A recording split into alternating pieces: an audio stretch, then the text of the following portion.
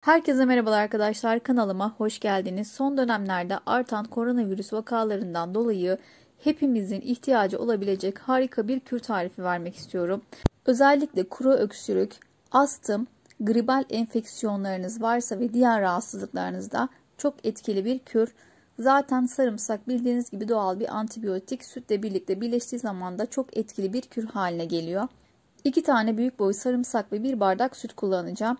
Benim sarımsaklarım ufak boy olduğu için ben 3 tane kullanıyorum. Yalnız önemli bir püf nokta, sarımsakların gerçek sarımsak olması gerekiyor. Çin malı sarımsaklardan değil arkadaşlar. Mutlaka buna dikkat edin. Sarımsaklarımı güzelce soyuyorum. Yalnız sarımsağı kesinlikle doğramayacaksınız ya da rendelemeyeceksiniz. Mutlaka bir havanda dövmeniz gerekiyor. Havanı olmayanlar da tahta kaşık ya da bıçağın sapıyla rahat bir şekilde tabakta dövebilirler.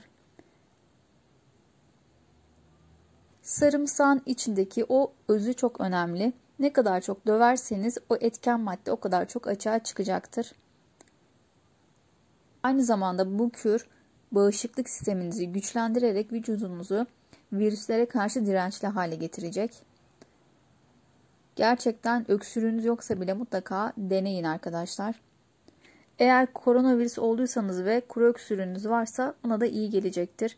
1 bardak sütü cezveme alıyorum ve sütümü şimdi kaynatacağım.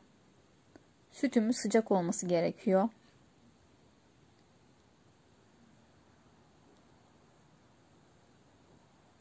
Şimdi ocağımın altını yaktım. Hafif fokurdayınca altını kapatacağım.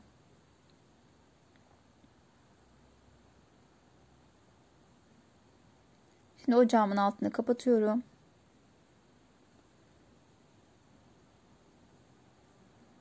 Sıcak olan sütümü bardağıma boşalttım. Ezmiş olduğum sarımsakları da üzerine ekliyorum. Yani kaynar bir şekilde buluşturmam gerekiyor.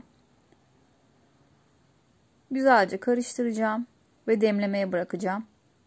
İçindeki sarımsaklarla birlikte içeceğiz. Yani almayın veya süzmeyin arkadaşlar. O şekilde içilmesi gerekiyor. Şimdi 5 dakika kadar demleyeceğiz sütü. Herhangi bir kapakla ağzını kapatıp bir 5 dakika beklemeniz gerekiyor. Daha sonra ılık bir şekilde tüketeceğiz. Yudum yudum. Yatmadan 2-3 saat önce içerseniz çok etkili. Yani gece öksürük krizleriniz oluyorsa yatmadan 2-3 saat önce içebilirsiniz. Bir hafta boyunca düzenli kullanın.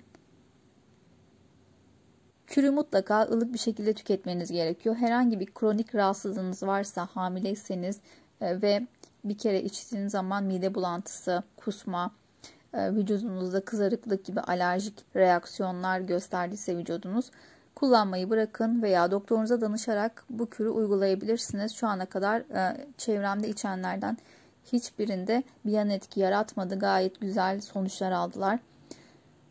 Evet arkadaşlar, videomuzun sonuna geldik. Umarım videomu beğenmişsinizdir. Faydalı bulduysanız lütfen videomu beğenmeyi ve kanalıma abone olmayı unutmayın. Kendinize çok iyi bakın. Bir sonraki videolarda görüşmek üzere. Hoşça kalın. Bay bay.